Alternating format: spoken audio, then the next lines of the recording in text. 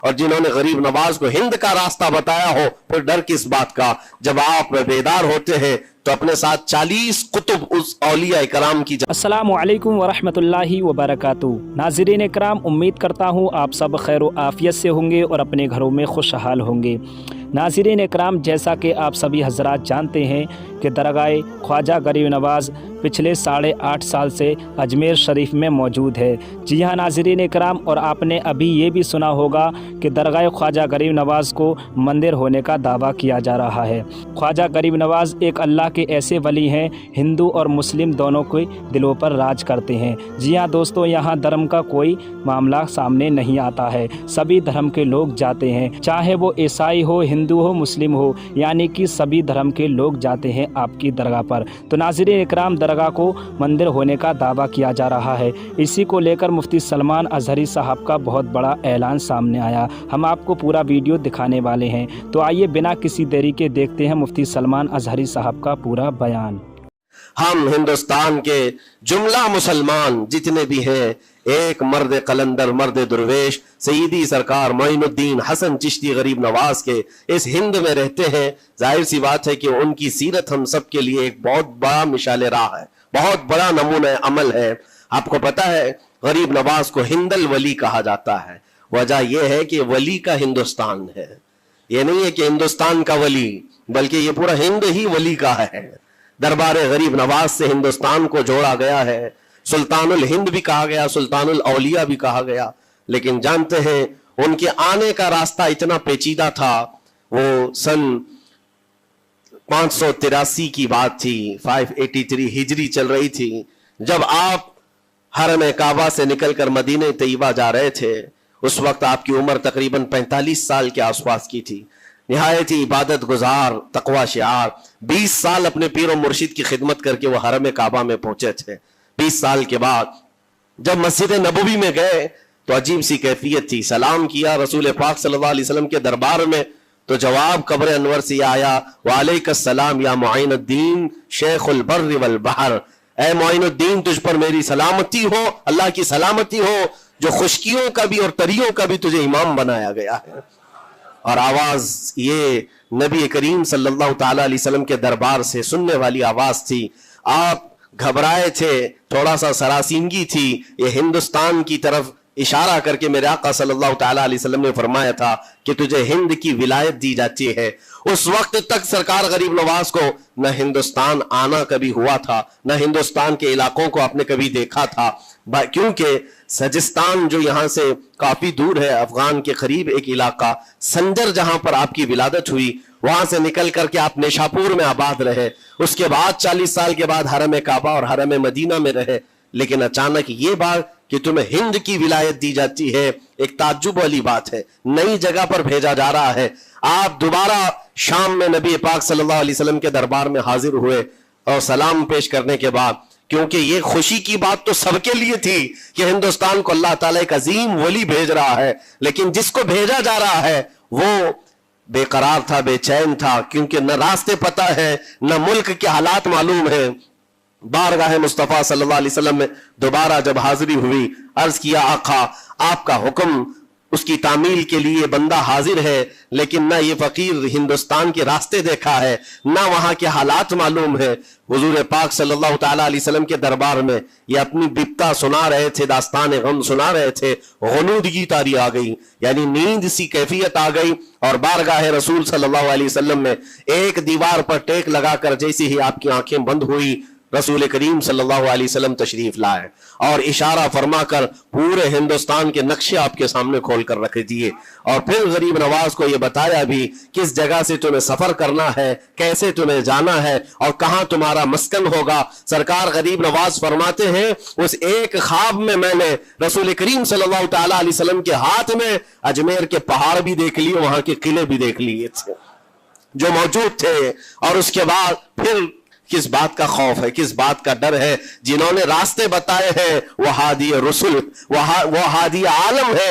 نبی پاک صلی اللہ علیہ وسلم آئے ہی ہیں پوری کائنات کو راستہ دکھانے کے لیے، اور جنہوں نے غریب نواز کو ہند کا راستہ بتایا ہو پھر ڈر کس بات کا؟ جب آپ بیدار ہوتے ہیں تو اپنے ساتھ 40 قطب اس اولیاء کرام کی جماعت لے کر مدینہ طیبہ سے سفر کے لیے نکلے تھے. میرے عزیزو اب بات یہاں آتی ہے, اسی لیے مدینہ طیبہ سے یہ پورا پلان ہوا ہے, مدینہ طیبہ سے بھیجا گیا ہے, مدینہ طیبہ سے پلیسمنٹ ہوا ہے. اسی وجہ سے آج تک تاریخ غریب نواز کو عطائے رسول کہتی ہے. عطائے رسول ہے, رسول اللہ کی عطا ہے, ہندوستان والوں کے لیے خاص عطا ہے میرے آقا صلی اللہ علیہ وسلم کی. جب وہ سفر کے لیے نکلے سن 83 سے چلے تھے تو یہاں ہندوستان پہنچتے پہنچتے آپ کو 87 یعنی 4 سال کا عرصہ لگ گیا تھا.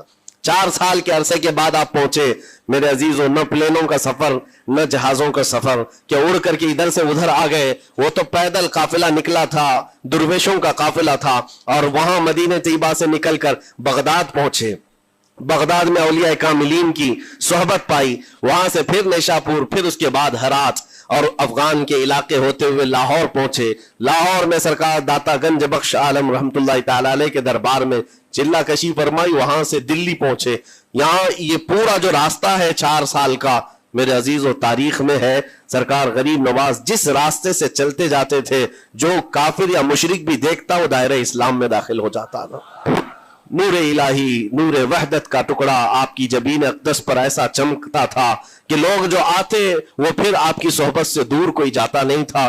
دلی میں جہاں آپ آئے یہ ایک عجیب اتفاق ہے, اس وقت کھانڈے راؤ ایک بڑا راجا تھا, اس کا قلعہ تھا, اس کے سامنے ہی آپ نے پڑاؤ ڈال لیا. سرکار غریب نواز رضی اللہ تعالیٰ عنہ کی یہ داستان, یہ تاریخ, وہاں پر آپ نے اپنا پڑاؤ ڈال لیا. اور ان بت پرستوں کے لیے ایک بڑا پیچیدہ مسئلہ تھا کہ ایک درویش آیا ہے. ایک بات میں آپ کو بتاؤں, یہ جو تعصب آج پھیلا ہوا, یہ زہر پھیلا ہوا, یہ آج کا نہیں ہے, یہ باپ داداؤں کے پشت میں بھی ان کے موجود رہا ہے.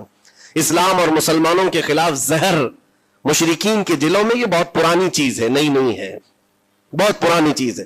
تعصب دلوں کے اندر کڑھن رکھنا اور کبھی ایکسپٹ نہ کرنا, یہ سرکار غریب نواز جس دن ہند میں قدم رکھ رہے اسی دن سے آپ نے اس کو فیس کیا ہے, اسی دن سے آپ نے اس کو دیکھا ہے. اور وہاں پر کھانڈے راؤ کی جماعت نے بہت کوششیں کی کہ یہ دلی میں داخل ہوا, یہیں سے ان کو ختم کر دیا جائے, نکال دیا جائے. لیکن عجیب اتفاق یہ ہے کہ یہ جو جماعت آئی تھی سرکار غریب نواز کے ساتھ, نہ ان کے ہاتھوں میں تلوار ہے, نہ بھالے ہیں, نہ چاقو ہے, نہ چھری ہے, یہ تو گدڑیاں پہنی ہوئی درویشوں کی جماعت تھی. گدڑیاں پہنی ہوئی درویشوں کی جماعت جو جھولے میں سوکھی روٹی رکھتے تھے اور پانی میں بھگو کر کھا لیا کرتے تھے. ان کے پاس نہ کوئی ہتھیار ہے, نہ کوئی سامان ہے, ہر سامان جنگ ہے. ان کو نکالا جائے تو کس بات سے نکالا جائے, ہمت بھی نہ ہوتی تھی. یہاں تک کہ جو آپ کو وہاں سے جانے کی بات کرنے کے لیے آتا تھا تھوڑی دیر محفل میں بیٹھتا اور کھڑا رہتا اور کلمہ پڑھ کر پھر مشرف اسلام ہو جاتا. دلی کے اندر ایک دن کے اندر 1000 لوگ اسلام میں داخل ہوئے تھے. سرکار غریب نواز رضی اللہ تعالیٰ عنہ نے تلوار سے اسلام میں داخل نہیں کیا ہے, نہ ہی کسی کو ڈرا دھمکا کر کے. وہ سوکھی روٹی کھانے والے کس بات سے ڈراتے لوگوں کو, ان کے پاس کون سا ایٹم بم تھا؟ یہاں موجود جو راجے مہاراجے تھے ان کے پاس فوج بھی تھے, ہاتھی بھی تھے, گھوڑے بھی تھے, سب کچھ تھا. لیکن آنے والا مرد قلندر کیا لے کر کے آیا تھا تاریخ میں بتایا جاتا ہے. یہ وہ زمانہ تھا جب شہاب الدین غوری ہند کے اوپر حملے کر کے یہاں پر آنے کی کئی مرتبہ کوشش کیا. یہ افغان کا بادشاہ تھا شہاب الدین غوری, جب ہندوستان پر کئی مرتبہ حملے کر کے ناکام لوٹ رہا تھا, بیچ راستے میں ان فقیروں کی جماعت سے بادشاہ کی جماعت کی ملاقات ہو گئی. سپاہی جا رہے تھے شکست کھا کر اور یہ درویشوں کا قافلہ ادھر آ رہا تھا. دیکھا پہچانی سی صورتیں لگتی ہیں, جا کر کے ایک سپاہی نے پوچھا بابا آپ لوگ کہاں جا رہے ہیں؟ تو بابا جو جماعت میں آ رہے تھے انہوں نے کہا ہندوستان فتح کرنے جا رہے ہیں. بڑی بات ہے, گدڑیاں پہنے ہوئے, پیون لگے کپڑے ہیں, جھولیاں لٹکائے ہیں. اور اس نے دیکھ کر کے کہا مارا سپاہی نے, کہا یہ دیکھتے ہو ہمارے بادشاہ کی فوج ہے, اس میں ہاتھی گھوڑوں کی تعداد دیکھو, ذرا سامان جنگ تو دیکھو, اس میں نیزے تلواروں کی چھنک تو دیکھو, اور آپ یہ چند فقیروں کی جماعت لے کر ہند فتح کرنے کی بات کر رہے ہیں. تب سرکار غریب نواز کے کانوں میں آواز آئی تو آپ نے کہا اس سے کہہ دو فرق یہی ہے, تم جب لڑنے کے لیے جاتے ہو تو یہی ہاتھی گھوڑے اور تلواروں کے بھروسے جاتے ہو, معین الدین صرف اللہ اور اس کے رسول کے بھروسے جا رہا ہے. ہمارے پاس جو طاقت ہے وہ اللہ اور اس کے رسول کے ساتھ ہونے کی طاقت ہے. آج کے زمانے میں غریب نواز کا یہ جملہ ہمارا حوصلہ بڑھا دیتا ہے, کوئی ہو یا نہ ہو اللہ ہمارے ساتھ ہے. اللہ ہمارے ساتھ ہے. حالات جتنے بھی بدلتے جائیں لیکن میرے عزیزو اللہ حی و قیوم ہر چیز کو دیکھ رہا ہے, اس سے کوئی چیز غافل نہیں ہے. بعض لوگوں نے یہ شوشے چھوڑنا شروع کر دیے کہ اب ان کا مستقبل کیا ہوگا, اب ان کا فیوچر کیا ہوگا, نئی حکومتیں آئیں گی, نیا نظام آئے گا, اب تمہاری نہ مسجدوں کی خیر ہے, نہ میناروں سے آواز آئے گی, نہ تمہاری اذانوں کا اور نہ ہی تمہارے نمازوں کا کچھ فیوچر ہے. یہ سب باتیں ان لوگوں کے ذریعے سے آ رہی ہے جو کسی کے فضلہ خار ہیں یا کسی کے الیکشن کے پیسے کھائے ہوئے لوگ ہیں. میں کہتا ہوں جو سچا مومن ہے وہ اس بات پر عہد کرتا ہے کربلا کی سرزمین پر بھی اذان کی آواز بند نہ ہو سکی تھی, جہاں بہتا خون بھی بتا رہا تھا اسلام زندہ ہوتا ہے ہر کربلا کے بعد. آج بھی حالات اگر ہمارے موافق نہیں ہے تو میرے عزیزوں نسلوں میں کوئی تو آئے گا جو صلاح الدین بن کر کے ابھرے گا, نسلوں میں کوئی تو آئے گا جو غریب نواز کا غلام بن کر معین الدین بن کر کے نکلے گا. اس لیے کہ حالات ہر وقت ایک طرح کے نہیں ہوتے. ہم نے تاریخ دیکھی ہے اور رب تعالیٰ کا قانون ہے, کبھی بادشاہوں کو فقیر بنا دیتا ہے اور کبھی فقیروں کو بادشاہ کا منصب عطا کر دیتا ہے. جب سرکار غریب نواز دلی کے سرزمین پر آپ بیٹھے ہوئے تھے اپنے صوفیہ کی جماعت کے ساتھ, ایک دسترخوان لگا ہوا تھا, دسترخوان لگا ہوا ہے, اولیاء کرام کی جماعت ہے, ایک دوسرے سے بات چیت کر رہے ہیں. دلی میں اس وقت حالات عجیب تھے. ایک چھوٹا سا لڑکا جس کی عمر 13 یا 14 سال کی رہی ہوگی, وہ اپنے ہاتھ میں کھٹوری اور ایک تیر اور ترکش لے کر کے سامنے سے جا رہا تھا. اولیاء کی نظر اس پر پڑی, سرکار غریب نواز نے نظر اٹھا کر دیکھی. اور سامنے سے مجمع سے جانے والے بچے بہت سارے ہوتے ہیں, کوئی آیا گیا, لیکن غریب نواز نے نظر اٹھا کر دیکھا اور پھر صوفیہ کی جماعت سے کہا کہ دیکھنا یہ کل دلی کا بادشاہ بن کر کے نکلے گا, ہندوستان کی پوری سلطنت اس کے پاس ہوگی. تاریخ میں موجود ہے غریب نواز کی زبان سے نکلا ہوا یہ جملہ. وہ لڑکا کوئی اور نہیں تھا, سلطان شمس الدین التمش, جو ہندوستان کا طاقتور بادشاہ بن کر کے نکلا تھا. اب وہ جس کو چاہے نواز دے اور جس کو چاہے اٹھا دے. عزیزان گرامی وقار, ہمارے امتحان کی گھڑی چل رہی ہے. ہمارے حالات ابھی یعنی بیک کی طرف اگر جا رہے ہیں تو اس کا مطلب یہ نہیں ہے کہ ختم ہو گئے. ہم یہ دیکھتے رہیں گے اور رب تعالیٰ کی مدد کا انتظار بھی کریں گے. ہمارے ساتھ جو کچھ بھی ظلم ہو یا ناانصافی ہو, ہر ایک چیز کے لیے ہم اتنا ہی کہتے ہیں یہ وقت بھی گزر جائے گا, رات ہمیشہ نہیں ہوتی, صبح کا اجالا ضرور آئے گا, صبح کا اجالا آئے گا. عزیزان گرامی وقار, سرکار غریب نواز رضی اللہ تعالیٰ عنہ کا وہ جملہ یاد رکھو, ہم اللہ اور اس کے رسول کے بھروسے جیتے ہیں, اللہ اور اس کے رسول کے بھروسے جیتے ہیں. طاقتیں, قوتیں یا تخت و تاج ہمارے مخالف ہو جائے تو یہ نئی بات نہیں ہے, اسلام کے ساتھ یہ ہر بار ہوتا رہا ہے, اس سے پہلے بھی ہوا ہے. حالات ہمارے مخالف رہے. اولیاء کاملین کی جماعتیں دیکھیے, اہل بیت اطہار, رسول اللہ کی آل, اتنے میں آپ کو شہادت کے واقعات اگر بتا دوں, آپ کو تو صرف ایک کربلا معلوم ہوگا, ایک کربلا سنا ہوگا کثرت سے, لیکن جانتے ہو رسول اللہ کی آل میں سے کئی ایسے صاحبزادے ہیں جن کو جیلوں میں 1 سال نہیں 7 سال 8 سال تک بند رکھا گیا. امام موسیٰ کاظم رضی اللہ تعالیٰ عنہ کو 7 سال تک جیل میں رکھا, زنجیروں سے باندھا اور زہر دے کر کے ان کو شہید کیا گیا ہے. حضرت امام محمد بن حسن عسکری 20 سال تک جیل میں کاٹے ہیں. یہ رسول اللہ کے گھر والوں کی بات کر رہا ہوں. سیدنا زید شہید جن کو سولی پر چڑھا دیا گیا تھا, یہ امام حسن مجتبیٰ کی اولاد میں سے ہے. یہ سارے خونی داستانیں یہاں اسلام کی تاریخ میں موجود ہے. جب اسلام اس وقت نہیں رکا تو اب کیا خاک رکے گا؟ اسلام اب نہیں رکنا ہے, قیامت تک اس کی حفاظت اللہ کریم فرمائے گا, اللہ کریم فرمائے گا. ہم جیسے آئیں گے اور چلے جائیں گے, لیکن اسلام کو پھلنا پھولنا ہے, یہ پھلتا پھولتا ہی رہے گا انشاءاللہ. آپ کی ذمہ داری اتنی ہے, آپ کی اتنی ذمہ داری ہے, حالات دیکھ کر کے بچوں کو یہ نہ کہنا کہ بیٹا آپ جیسے حالات چل رہے ہیں ویسے ہی چلتے رہو. نہیں, اپنے بیٹوں کو یہ ترغیب دینا کہ بیٹا آج ہم امتحان کی گھڑی میں ہیں, کل اگر اللہ نے حالات اچھے کر دیے تو یاد رکھنا جس جگہ بت کدے بنے ہماری مسجدوں کو توڑ کر انشاءاللہ وہاں سے اذان کی آواز پھر سے گونجے گی.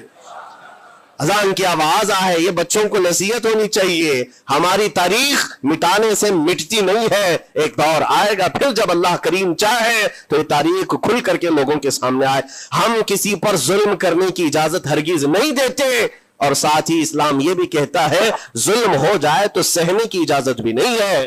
آپ کو حق بات بول کر جانا ہے, حق بات پہنچا کر کے جانا ہے. بولنے میں کیا ہے, ہماری زبان کاٹی جائے گی, ہماری گردن ماری جائے گی, لیکن حق بات کی حفاظت نسلوں تک منتقل کرنا اللہ کریم کی طرف سے ایک بہت بڑا انعام ہے. اس کا بہت بڑا انعام ہے. یہ تو ہم کر ہی سکتے ہیں, ہماری نسلوں کو یہ بات بتائیں گے انشاءاللہ العزیز. یہ غریب نواز کا ہندوستان کل بھی تھا, آج بھی اور ہمیشہ رہے گا انشاءاللہ. سرکار غریب نواز کا پھیلایا ہوا یہ چراغ کبھی پھونک کے پھونکوں سے بجھایا تو نہیں بجھایا جا سکتا. آپ دلی کی سرزمین سے جب اجمیر معلیٰ پہنچے تھے, یہ تقریباً 7 مہینے کا سفر تھا غالباً. اس سفر کے دوران کئی ہزار لوگ اسلام میں داخل ہوئے تھے, اور آپ کو اس کے بعد کی تاریخی حالات معلوم ہے. جادوگروں نے مقابلہ کیا, راجوں مہاراجوں نے, بادشاہوں نے مقابلہ کیا, اور فوج نے مقابلہ کیا, نہ جانے کتنے لوگ. ایک بار تو ایسا ہوا کہ انا ساگر کی اس پہاڑی پر آپ ذکر میں مشغول تھے, راجے نے کئی مرتبہ یہ سوچا کہ ان کو مار کر کے یا کسی طرح سے بھگائے, لیکن جب نہیں ہوا تو راجا سے کسی نے کہا یہ منتر والا کوئی فقیر ہے, اس کا توڑ منتر والے سے ہی ہوگا. تو اس وقت جو بہت بڑا ان کا ایک منتر جاپ کرنے والا پجاری تھا, اس وقت اس تاریخ میں اس کا نام رام دیو بتایا گیا ہے, یہ والا نہیں ہے, اس زمانے کا تھا. اور اس کو راجا نے جا کر کہا, وہ کبھی کسی سے مقابلے کے لیے آیا نہیں تھا, اس نے حامی بھر لی کہ ہاں ٹھیک ہے, میں جاؤں گا, دیکھتا ہوں کون فقیر آیا ہے ہماری اس دھرتی پر, اور میں جاپ کروں گا, اگر جادو ہے تو جادو سے میں کاٹ دوں گا. اس نے تقریباً اپنے ساتھ 400 یا 500 پجاریوں کو لیا, اور جب وہ آیا تو سرکار غریب نواز کے ساتھ 2 خادم تھے, آپ کے ساتھ صرف 2 خادم بیٹھے ہوئے تھے. کہا کہ حضور بہت بڑا مسئلہ ہے, پجاریوں کا جادو ہم پر حملہ آور ہے, ان کا جادوگر حملہ آور ہے, اور مقابلے کے لیے وہ لوگ میدان کے قریب آ چکے, پہاڑ کے نیچے ہیں, آپ اپنے چلہ گاہ سے اٹھتے ہیں جہاں پر آپ عبادت کر رہے تھے. کہا ٹھیک ہے ہم جاتے ہیں.